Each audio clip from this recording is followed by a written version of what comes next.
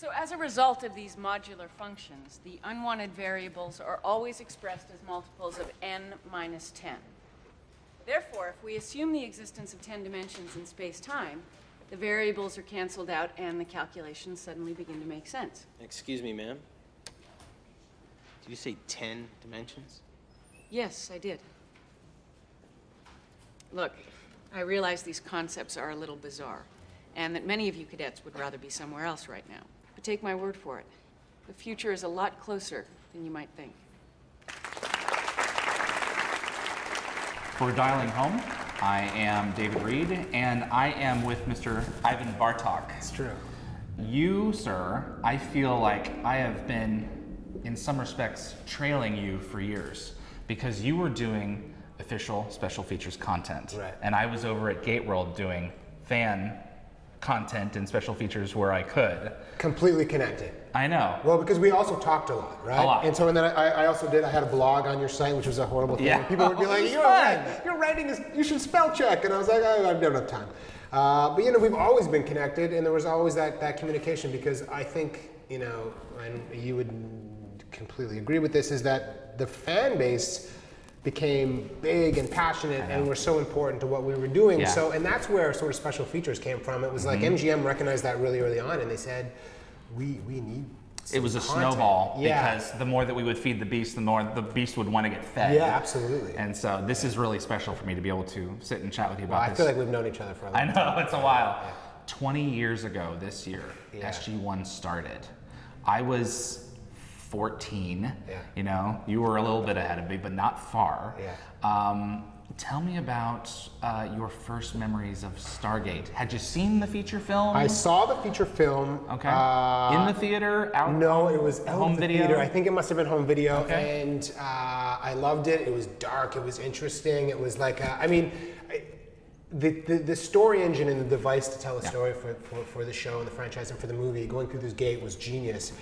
The first time I saw the series, I was at the University of Windsor, and I was living in a big house with a bunch of dudes, and it was messy, and it was university, and there was a guy named Todd that was one of my roommates, and he was a fan, and so he's like, "Hey, watch this show," and I remember watching the show, and you know, like I like sci-fi, I like any good story, but I remember watching the show and be like, "Oh, this is good," like, Yeah. and it was funny because I remember, and this is, I don't understand why I thought about this, but I remember looking at Chris Judge and kind of deciding what kind of person he was, because he was so stoic, you remember? And then And silent. years later, when I went, I was like, that's not him the at all. guy I had in my mind. Yeah, but I remember seeing it on TV, and then it was so funny. I didn't know it was shot in Vancouver. And then after university, I went out to film school in Vancouver. It was like a 6-month program. And met somebody in the school whose wife worked on the show, who said, "Hey, they're interviewing for Richard Dean Anderson and Michael Greenberg's assistant. You should, I can get you in." And I was like, "Great." I love this story of your interview. Yeah. Go ahead. Well, I went in, and it was there was a couple other people that were being interviewed as well, and I think they had the inside track. But what I did was I mean, I knew who Richard Dean Anderson was, but I didn't really know what he was into or any of that kind of stuff. And so I first interviewed with Michael Greenberg, and it went really well. We got along well, but I also think I could kind of tell maybe he was leaning to somebody else. But he was, you know, but Richard had to make the final choice, and so I had to come back for another interview. And Rick came in, and prior to that interview, I did a bunch of research, and one of the big things I found out was a sort of a mutual love of hockey. And so I just, within sort of 2 minutes of the interview, I kind of steered her towards hockey, and then we just, you know, basically we talked hockey, and I told him, I said, "Listen, if the Leafs call me, if I do get this job, they're my number one." And he laughed, and we got along really well. And I remember he said to me, and he was like, "Hey, like, how do you feel like what I was?" And he was never like this, but he was like, "If I, need a sandwich, like, would you be cool getting it?" I'm like, "Yeah, for sure. Who doesn't love a sandwich?" But he was never that guy. Yeah, he never asked me to do that exactly. stuff. In fact, he was the kind of guy who would have to be like, "Hey, do you need stuff?" Like, he would always just trying to find stuff to do for him, because he was so self-sufficient? Totally low maintenance. I mean, self-sufficient to a point where, that day-to-day stuff, you just had to find stuff to do for him, because he was pretty easy. We spent a lot of time in his trailer watching The Simpsons for the most part. Lots of Simpsons, I would bet. Lots Absolutely. of Simpsons, yeah. Wow. So, how did you get into film school originally? Where is the pivot point in your personal history of where it's like, you know, this is what I want to do? Yeah, I studied international relations and political science in university. Okay. And prior to that, in Toronto, I did some classes at Second City. And I always loved the idea of film and television. And I could never, and I think for a lot of people, it just seems like far away. That's not a job for me. Yeah. I can't make money doing that. Or how do I make money Yeah. doing that? I think there's certain people that maybe just sort of are pushed in it to whatever. Maybe they have family in Yeah. it, or they're exposed to the world. I never was. I was working at a restaurant here in Toronto, and a friend of mine that was there said she was going to go to film school and sort of focus on writing. And I was like, oh, that's really interesting. And so we were talking about it more and more, and I said, I'm going to apply. And so I got some samples together, and I said, because I was 20-something years old, it Why was not? like, why not, right? Yeah. I'd never been to Vancouver. And so I applied and got in, and then I went to the Vancouver Film School, and it was great. I mean, it was a fun experience, but what it did was lead me to Stargate. And then it was a huge chunk of my life being there. You and I have talked about being brave and going and making decisions for yourself that at the end of the day, may not lead to anywhere, but you never know. Yeah. And I think your career is a fine example of taking a chance and seeing where this leads. Yeah. Because or having no backup. Well, Yeah. I mean, one way or the other, Yeah. it's going to be an interesting story. Yeah. So, in this case, it led you to, Christopher Judge shenanigans and all other kinds of crazy stuff. Yeah. Frankly, the Arctic. Yeah, well, So- I think I've talked about this before. What was a really interesting thing, going from working with Mike and Rick and seeing what it takes to not just sort of, from an actor's perspective, but working with Mike, seeing what a producer What's does. happening behind the scenes. And that was like my first introduction to that, Yeah. really. Couldn't have been with a better guy either. No. He's a great man. So great. And so I learned a lot, and Mike was really giving from a producer side. So he would really allow me to sort of be in different meetings and note taking and all that kind of stuff. And from Rick, I kind of got to see what he did and how good he was at it. And then I moved into the writing department, and that was really great. But what was amazing, and I when I was doing it, I didn't realize it. Doing all those special features, and you remember how many we did. There was a like, ton of them. And we also did like hour specials. Remember we did before the season would start. We do this like hour thing Yeah, on top the lowdowns.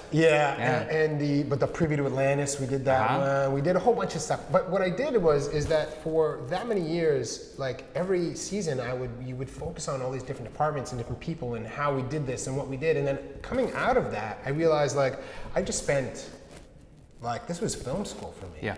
Like I never going into how they whether it was costume department, whether it was like creature makeup, whether it was stunts, like every possible department, I spent time like days and days and days figuring out what they do and how they do it.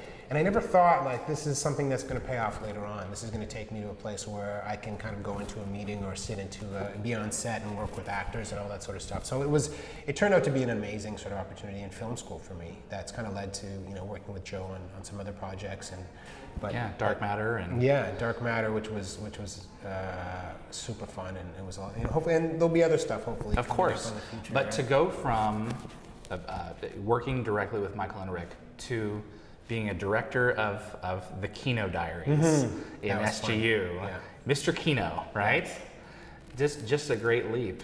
Tell us about shooting the supplemental material that was part of canon, in the form of the Kinos. It was such a good idea. It was Rob Cooper. We were shooting. I think it was. I don't remember. We were on location somewhere, and he sort of pitched me this idea. He's like, "Hey, I want you to direct this supplemental material. Basically, it would be from the Kino's point of view." And the Kino was a really cool device. And what happens is in anything when you're doing a show, it's like there's a story and there's an A and a B and a C plot, and you're following that. But this gave us that idea where does the Kino go? What's it up to? Yeah, and what's it who up to? grabs it and films with it? Right. Who grabs it? Who films with it? Is somebody spying on people? So it was just about capturing these sort of moments, and I thought it was a really sort of smart idea, and we sort of jumped at it, and it would have been nice to even tell more stories, but it was a real fun. And we got to shoot it with a full crew, which was really great. And it was just and the cast jumped there on board, you know. Why isn't it in season 2? I think Was it a budget thing? Probably or? a budget thing. Okay. Yeah, it was a budget thing, or it's like, you know, often they try to figure out was it worth it? Or, Yeah. I think it was budget because it wasn't cheap. I mean, you know, when you're doing special features, and I can be with the guy with the camera, or if I'm shooting, or somebody else was shooting, Yeah. you can do it cheap, right? Yeah. Or cheap as you can. But when you're shooting with a full crew, it's You have to like- light the sets and everything. it's for it. a- You did over 30 of them. Yeah, That's a lot. It was a full on production, and it was really fun. And I spent a lot of time with Carl Binder, who was on set with me a lot, which was great because that guy's the best. Have you met Carl at all? Yeah, he's a good guy. He's the best. Absolutely. And one last thing, we were talking a little bit about Atlantis. I wanted to share an Atlantis story because I asked you, you know, what was the longest day between takes where you just weren't able to get, you know, what you normally needed to do, and you had indicated Vegas when you guys were down in Vegas. Vegas That was. had to have been a tough shoot. It was a tough shoot because we shot on the Strip. We did couple different. We shot in a few different places. One, we shot in Planet Hollywood in one of the rooms, which is a really For the poker scenes. yeah, the poker scenes. That was in Planet Hollywood. Yeah. Okay. And then we shot, and if you actually go back to that episode, we're on the casino floor, and I throw the dice in that episode. Oh, okay. But then we had the big day was where we had a stunt fall, which was a jump off the roof. There's a chase, and I forget who the character was at this Neil point. Jackson is playing the Wraith. the punk Wraith. Right. And so anyway, there was supposed to be a fall off the roof, and it was a big setup. And you can imagine we're basically on the Strip and just off the side in an alley, but like right on this is the Planet Hollywood, and it's a huge deal. You don't have too many takes when you're doing a high fall. It was a high fall off a building. And we did the prep, and Bam Bam was there, and stunt coordinator. Yeah, and he's so good at what he does. And the setup was sort of 3 or 4 hours, and we finally got to the time. And all right, everybody, rolling, go! And we're shooting doing some slow mo. And the fall happens, and the jump, and it goes perfect, and the cameras weren't rolling.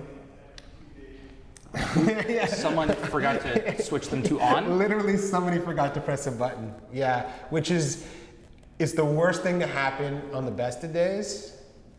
Like when you're just doing a scene and you're sitting there in the bridge or something, and you're doing a tete-a-tete. If you don't press, it's like, okay, sorry guys, or like, well, the director just has to say, okay, let's go again, because you don't even have to tell the cast. Yeah. In this particular case, it was literally the worst moment in terms of. It wasn't you, was it? No, it was not. Okay. It was. I remember Robert just being sort of devastated, and then we had to go back and do it again, and it got done, and it all worked out.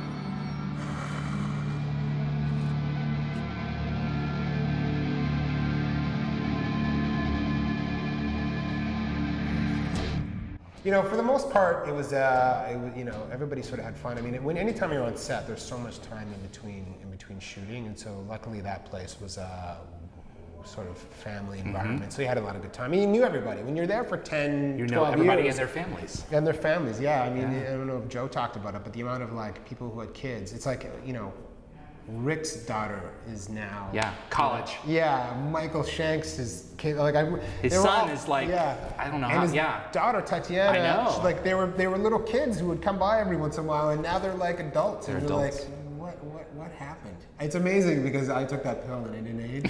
So it's, You look great. Yeah.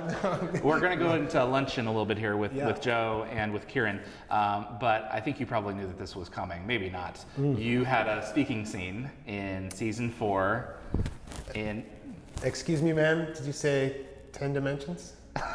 Prodigy. Yes. Awesome. Thank you. Thanks, buddy. Let's go have lunch. All right.